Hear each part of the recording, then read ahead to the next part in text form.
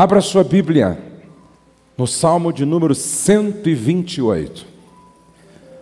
O Salmo de número 128 é um salmo que, se nós pudéssemos dar um título para ele, o título seria: Feliz o lar onde Deus é honrado. Feliz o lar aonde Deus é honrado.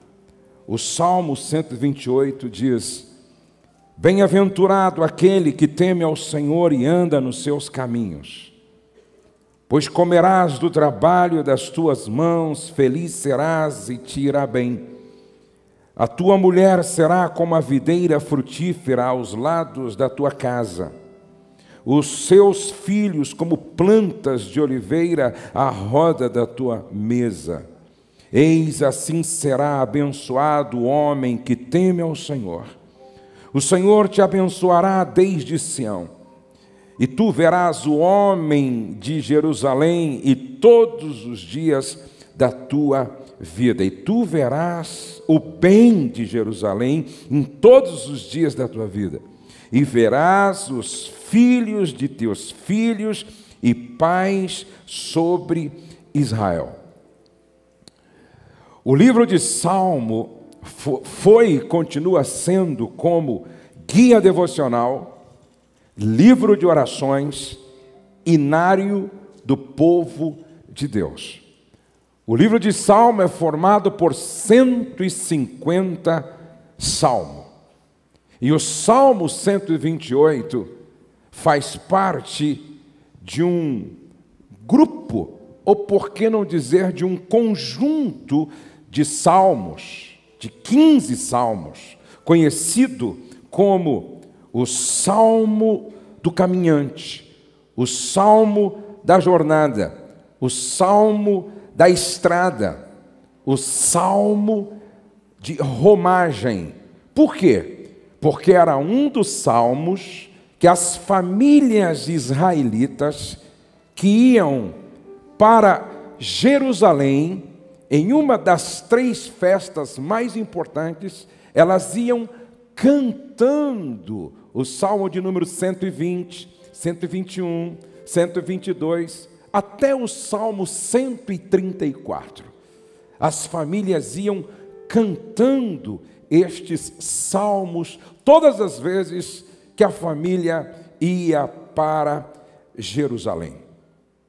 Esse salmo, a semelhança do Salmo de número 127, escrito por Salomão, o Salmo 128, não se sabe quem o escreveu. Nós sabemos que é um texto inspirado por Deus, porque está inserido no cânon sagrado.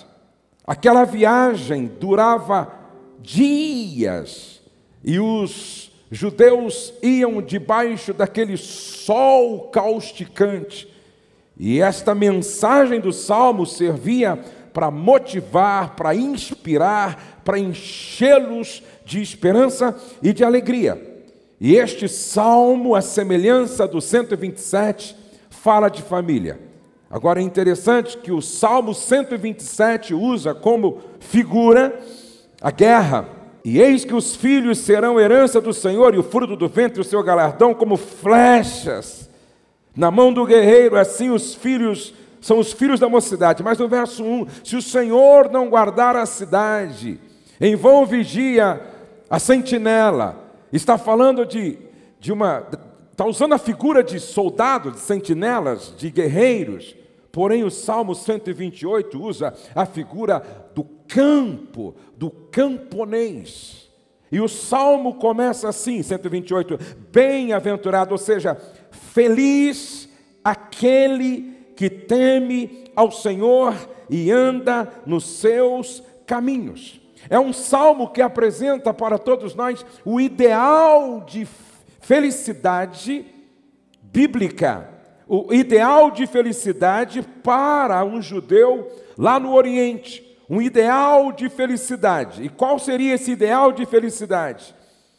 Ter trabalho, ter esposa, ter filhos, ter uma vida longa e ter netos.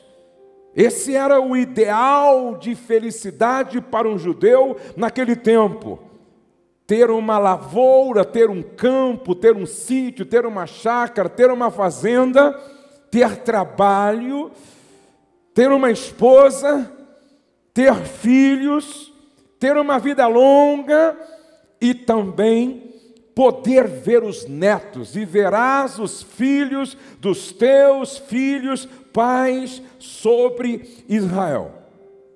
Agora preste atenção como começa o Salmo. Feliz aquele que teme ao Senhor e anda nos seus caminhos. Feliz. Mas afinal de contas, qual é o conceito de felicidade? Se eu perguntasse para você hoje, o que é felicidade para você? O que é ser feliz para você? O que é ser feliz para você? Aristóteles disse que a felicidade é o maior desejo dos seres humanos. A felicidade é o maior desejo dos seres humanos. Aristóteles ainda diz que a felicidade é um estilo de vida. Com frequência eu digo para os casais, entre ter razão e ser feliz, escolha ser feliz. Mas o que é ser feliz? Augusto Cury diz: ser feliz é deixar de ser vítima dos problemas e se tornar autor da própria história. Ser feliz é deixar de ser vítima dos problemas e se tornar autor da própria história. É agradecer a Deus a cada manhã pelo milagre da vida. Ser feliz é não ter medo dos próprios sentimentos. É saber falar de si mesmo, é ter coragem para ouvir um não, é ter segurança para receber uma crítica, mesmo que injusta. Mas eu quero dar uma definição muito prática, bíblica e clara de felicidade. À luz da palavra de Deus, ser feliz é ter paz com Deus, paz consigo mesmo e paz com o próximo. Ser feliz é ter paz com Deus, paz consigo mesmo e paz com o próximo. Se você tiver isso, você pode estar no deserto, você pode estar no vale, você pode estar vivendo qualquer situação adversa. Se você tiver paz com Deus, se você tiver paz consigo mesmo, se você tiver paz com o próximo, principalmente dentro da sua casa, você é feliz. Porém, o salmista diz: como é feliz aquele que teme ao Senhor. Não é aquele que tem medo do Senhor, mas é aquele que tem um amor que gera respeito pelo Senhor. É aquele que honra a Ele, o reconhecendo como Senhor da sua vida. E porque Ele o reconhece como Senhor da sua vida, o seu prazer é em viver para agradá-lo.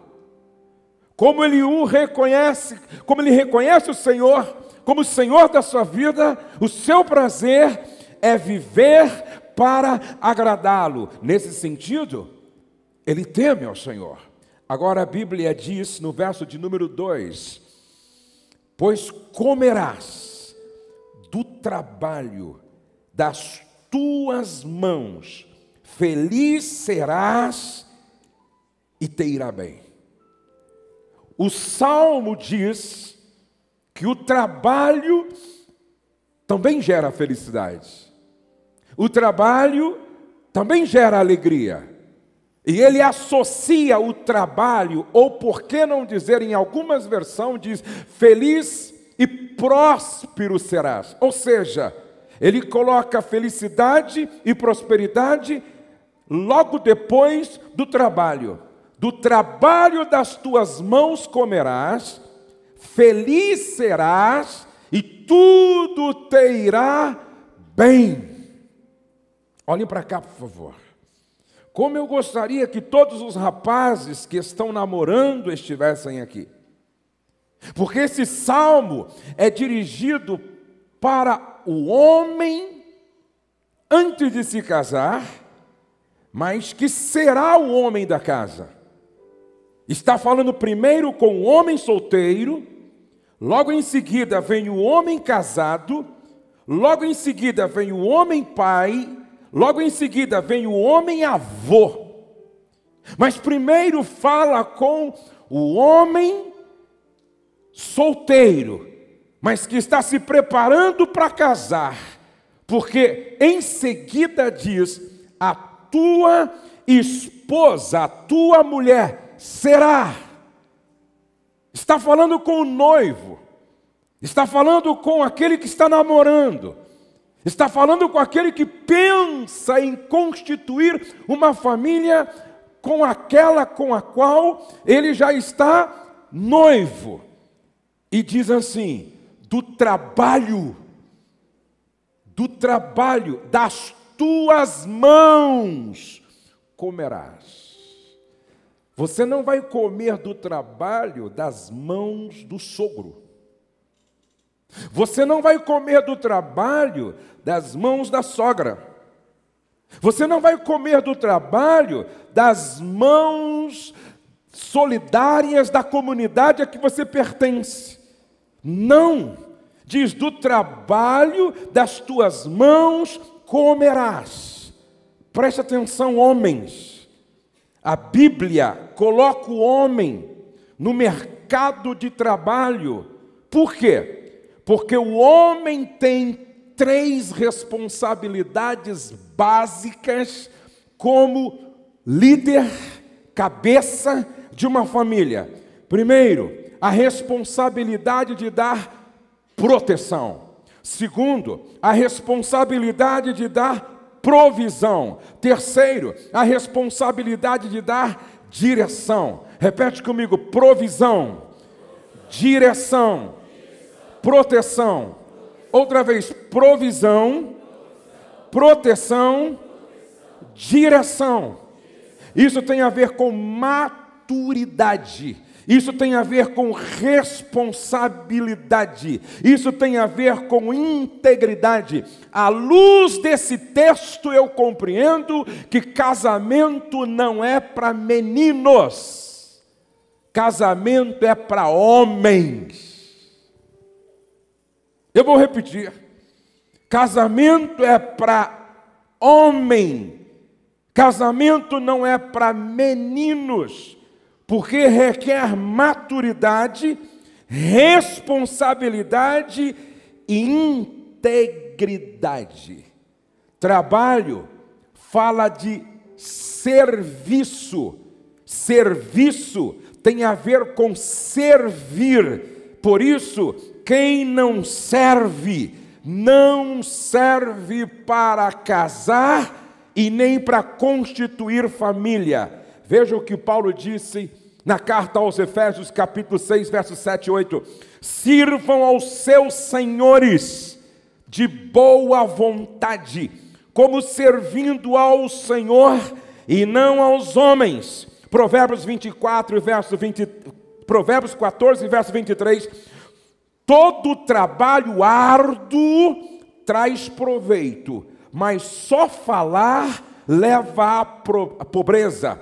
Provérbios 12, verso 24. As mãos diligentes governarão, mas os preguiçosos acabarão como escravos.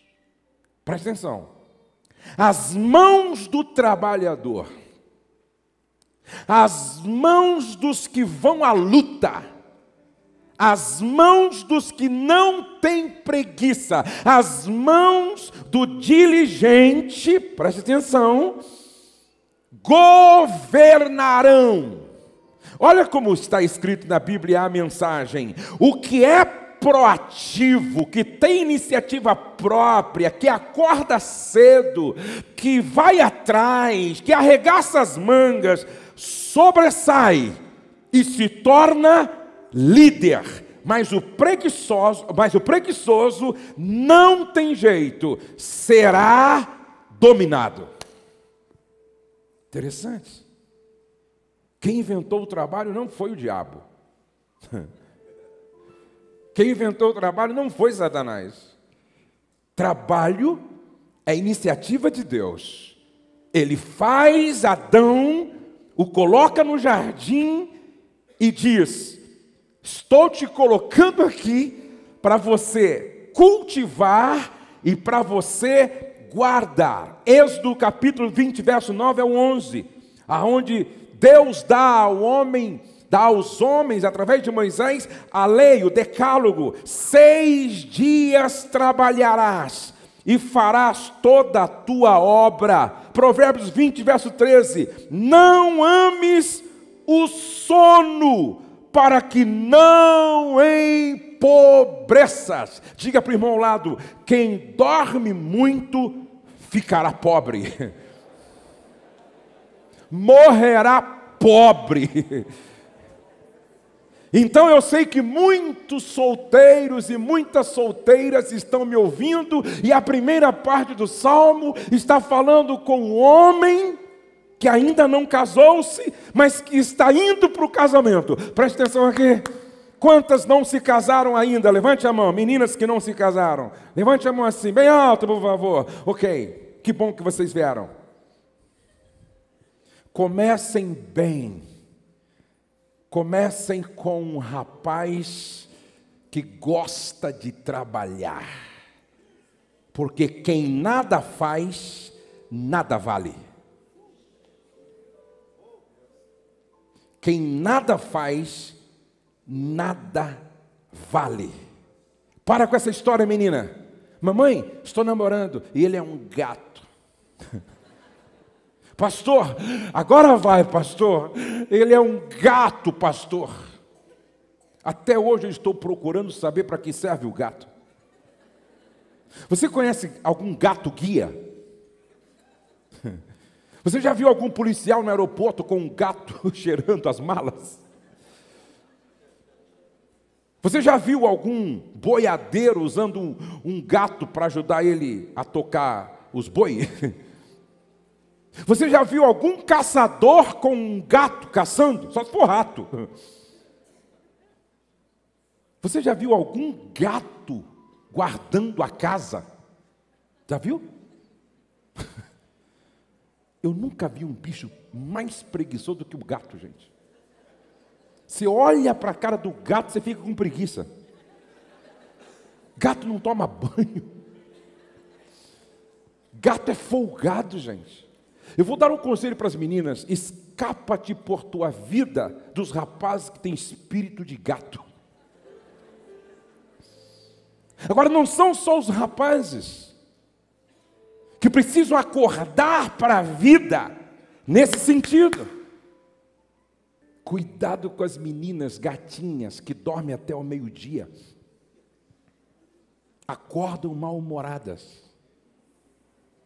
Quando a sua filha, pré-adolescente, acordar mal-humorada e reclamar de tudo, pergunta para ela: quem paga a conta de luz? É você? Não? E a conta de água? Também não. E a comida? Você paga? Também não. E o aluguel você paga? Também não. E a gasolina do carro que te leva, você paga? Também não. Você paga manicure, pedicure, cabeleireiro? Também não. Você paga academia? Também não. Então quem deveria estar estressado sou eu, pô. Pai que paga tudo isso.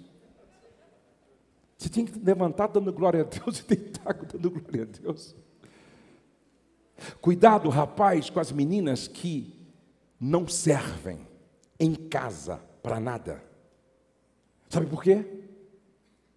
Um grande marido começa com um bom filho. 4 perguntas os pais deveriam fazer para a moça que chega pedindo para namorar com aquele rapaz. 4 perguntas.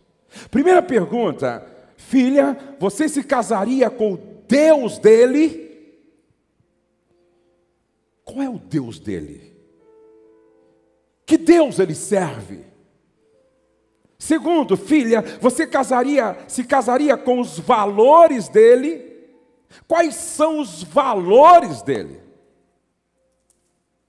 Terceira pergunta: você se casaria com a família dele? Porque casar é como comprar um CD. Você gosta de uma música e leva 15 para casa. E não tem como casar e eliminar, excluir, sepultar a família do outro. Existe ex-mulher, esposa, ex-marido, mas não existe ex-mãe, ex-pai, ex-filho. Você se casaria com a família dele? Você se casaria com a missão de vida dele, se é que ele tem? Mais uma quinta pergunta: ele trabalha? Trabalha?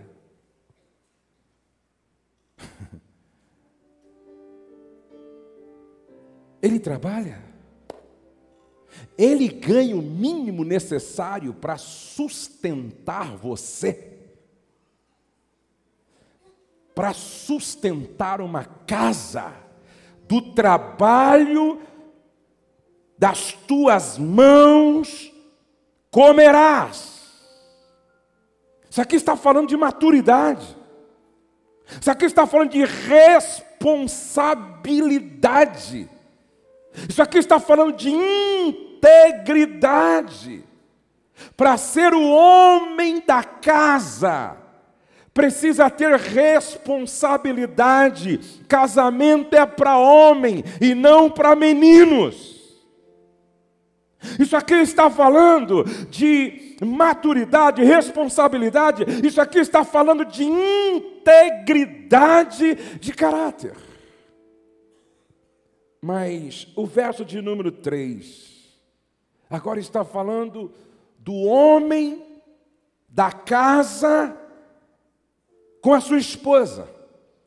A tua mulher será como a videira frutífera no interior da sua casa. A tua mulher será como videira frutífera no interior da sua casa. 2 plantas eram nacionalmente muito importantes para Israel: a videira, porque produzia o vinho, e a oliveira, por causa do azeite. A tua mulher será como uma videira frutífera no interior. Fala daquela parte na tenda, no interior, espaço da mulher. Por isso, amados, é preciso deixar muito claro: a mulher deve se casar se for vocacionada para a casa. Preste atenção. A mulher, a jovem deve se casar se ela tem vocação para ser do lar, mesmo que ajude o marido trabalhando fora, ela precisa gostar da casa, de casa. Precisa gostar de cozinha, precisa gostar de sala, precisa gostar de quarto, precisa gostar de arrumar a casa, de cozinhar, de lavar, de passar, mesmo que tenha condição financeira para pagar alguém para ajudar, ela precisa gostar de casa. Preste atenção que o texto está dizendo assim: olha, a tua mulher será como a videira frutífera no shopping center. Não. No teatro, no cinema, não. No templo, não. Batendo perna na rua, não. A tua mulher será como videira frutífera no interior da sua casa. E por que videira frutífera? Porque vai produzir alegria, gerando filhos. Mas não só nesse sentido. Da videira sai o vinho. E no Salmo de número 104, relaciona o vinho com alegria. Retraduzindo esse texto, a tua mulher será uma fonte de alegria no interior da sua casa.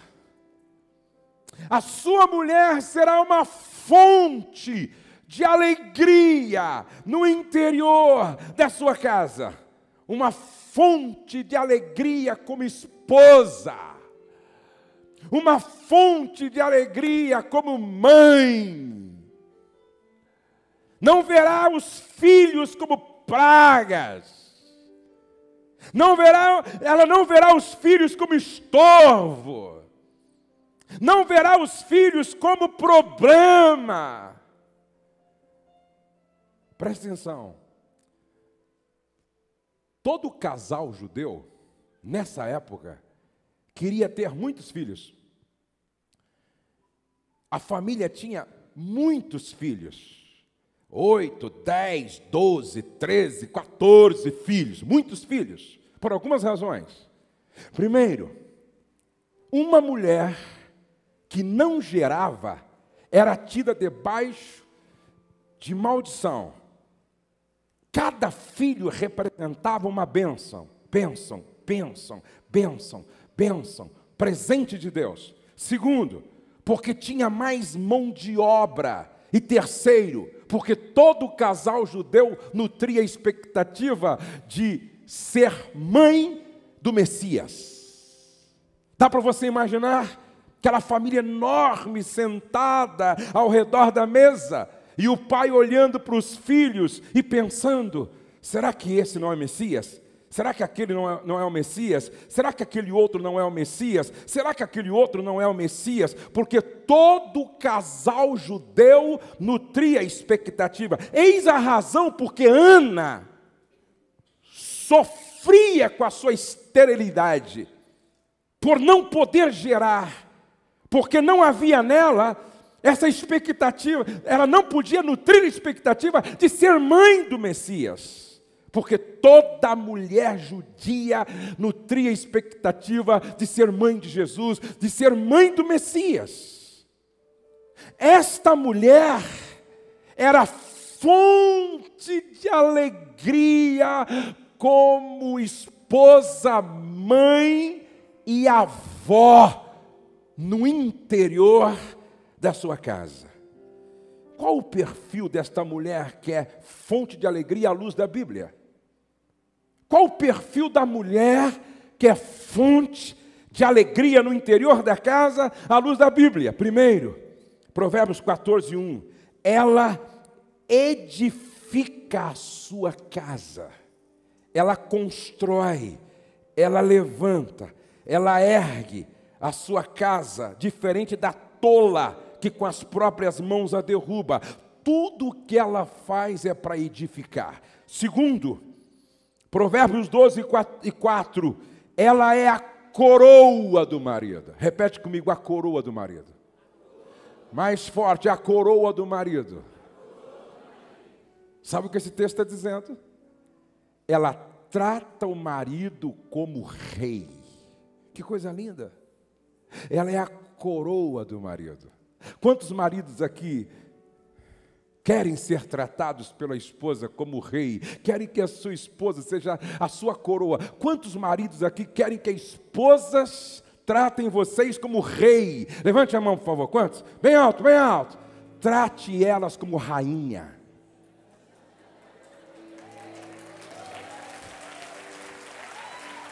É simples assim. Quer ser tratado como rei? Trate a sua mulher como rainha. Agora preste atenção. Essa mulher que é fonte de alegria, ela tem espírito manso e dócil. 1 de Pedro 3 e 4. Manso, calma, serena, tranquila. Ela conta até 10. Se precisar, ela conta até 50. Parece com a sua esposa, né, irmão? 4, Provérbios 31 e 26, diz que ela abre a boca com sabedoria. Uma mulher que abre a boca com sabedoria, ela fala o certo, na hora certa, da forma certa, no lugar certo. Número 5, essa mulher que é fonte de alegria, ela tem autoestima. Cantares capítulo 1, versos 5 e 6, muito interessante esse texto. Ela diz assim, olha, os meus irmãos se revoltaram contra mim e me colocaram para guardar as vinhas deles. E eu fiquei tanto tempo exposta ao sol que a minha pele ficou queimada e escurecida. Porém, olha que coisa linda. Porém, eu continuo bela como as cortinas do templo de Salomão. Você lê o livro de Cantares, você vê algo extraordinário nesta mulher. A sua autoestima, a sua autopercepção. Ela diz assim, eu sou o lírio dos vales e a rosa de Saron. Irmã, a maneira como você se enxerga determina a sua felicidade ou infelicidade. A maneira como você se percebe determina o seu sucesso ou o seu fracasso. A maneira como você se enxerga determina até aonde você irá. Eu vejo mulheres bonitas se achando feias. Essa mulher diz, estou com a minha pele escurecida, porque meus irmãos me fizeram ficar exposta no sol, lá na lavoura, cuidando das vinhas deles. Porém, quando eu me vejo, eu me enxergo tão bela como as cortinas do palácio de Salomão. Como é que você se vê? Eu estava em Londres, ministrando, depois do culto fui almoçar com um grupo de esposas de pastores e pastores. E eu e a Rose vimos lá, né, Rose? Uma esposa de pastor que estava batalhando para emagrecer. E ela tinha já perdido alguns quilos, não é? Só que ainda não estava no peso ideal. Mas ela fazia cada brincadeira com ela mesma. E ela falava de um jeito assim, como sendo a dona da cocada preta. Ela brincando com a sua própria, com o seu próprio peso. E ela se achava, assim, a mais bonita de todas. Eu achei aquilo maravilhoso. Passe a se enxergar como Deus te vê. Quando Deus olha para você, Ele diz, pérola de raro valor. Quando Deus olha para você, Ele diz, você é a menina dos meus olhos. Quando Deus olha para você, Ele diz, você é templo do meu Espírito Santo. Quando Deus olha para você, Ele diz, você é a catedral móvel que transporta a minha glória. Quando Deus olha para você, Ele vê Jesus em você.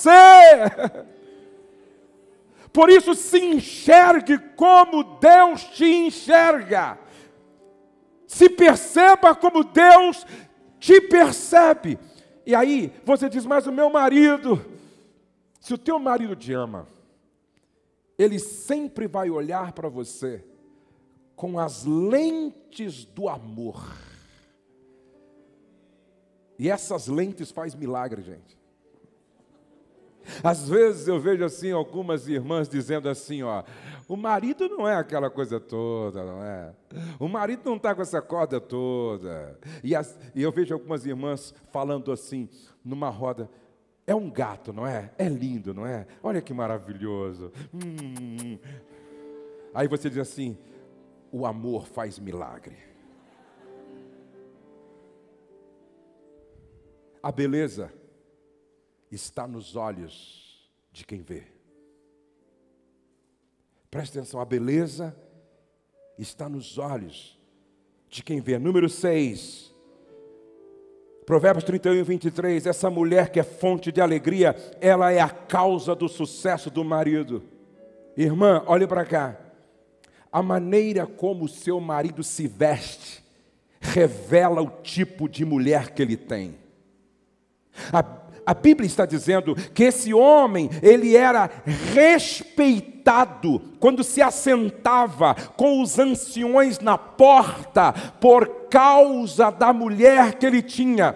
Preste atenção, uma mulher sábia se torna a causa do sucesso do marido. Vocês ouviram aqui o Delino dizendo, eu liguei para minha mulher e disse para ela, surgiu uma oportunidade, fico aqui ou não? E a mulher sábia disse, fica. Enviou roupa para ele. Preste atenção, mulher visionária, mulher que enxerga além, mulher que se torna a causa do sucesso do marido, porque é positiva, é otimista. Provérbios 31, 24, ela é proativa, tem iniciativa. Aqui diz que esta mulher, ela faz roupa, ela vende roupa, ela avalia uma propriedade, ela compra, ela negocia, ela é proativa, ela não espera o marido empurrar ou uma situação catastrófica obrigá-la. Ela toma a iniciativa para fazer as coisas acontecer. Ela não fica apenas reclamando em casa, murmurando, não. 8, ela tem visão positiva do futuro. Provérbio 31, 25, diz que ela ri ao olhar para o futuro. Ela não tem medo da velhice, porque ela sabe que a beleza interior não enruga, a beleza interna não envelhece. Por isso ela olha para frente e dá risada do futuro. Ela não tem medo das rugas, porque ela está envelhecendo de forma inteligente. Efésios 5, 24, ela exerce missão de apoio. Agora preste atenção, eu quero concluir lendo o último verso. E verás os filhos de teus filhos e pais sobre Israel. Isso é uma profecia. Você crê? Você crê que há promessas nesse salmo aqui? Faça assim com a sua mão, por favor. Faça assim. O Senhor te abençoará. Eu vou repetir. O Senhor te abençoará.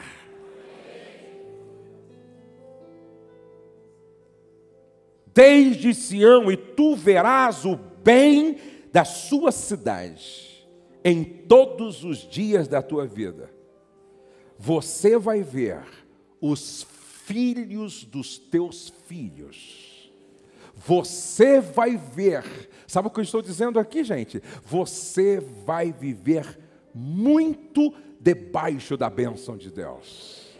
Sua vida não apenas será longa, mas debaixo da bênção de Deus. E verás os filhos dos teus filhos. Longevidade. Quantos querem viver muito aqui? Levante a mão e diga amém. Gostei desse amém. O céu é uma maravilha, mas ninguém quer ir para lá antes da hora, não é verdade? Diz que a fila Diz que a morte é uma fila e cada um tem o seu número. E a fila está andando. E a única fila que ninguém se entristece quando o outro passa na frente. Inclusive, meu lugar está disponível. Quantos, vou perguntar de novo, a propósito. Quantos querem viver muito aqui? Diga amém. Amém. Então, o verso primeiro. Tema o Senhor e anda nos seus caminhos. Primeiro conselho, quer viver muito? Tema o Senhor e anda nos seus caminhos. Segundo conselho, durma bem. Quantas horas você está dormindo por noite? Ah, pastor, eu durmo 3, 4 horas por noite. Muito pouco. Você tem que dormir pelo menos 7 horas por noite. Salmo de número 127 e verso 2 diz assim: inútil vos será levantar de madrugada, repousar à tarde, comer o pão de dores, pois assim ele aos seus amados, ele dá ele aos seus amados o sono. Se o sono não fosse importante, Deus não teria se preocupado em deixar registrado na palavra: aos meus amados eu dou sono. Olhe para o irmão ao lado e pergunte: você está dormindo bem?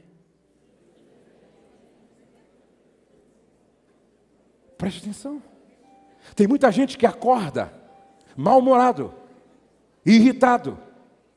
Tem muita gente que levanta da cama perturbado. E aí, alguns dizem assim: o diabo está furioso, a minha esposa está furiosa, a minha sogra está furiosa, o meu sogro está furioso, lá no trabalho o diabo está solto. E às vezes não é o diabo.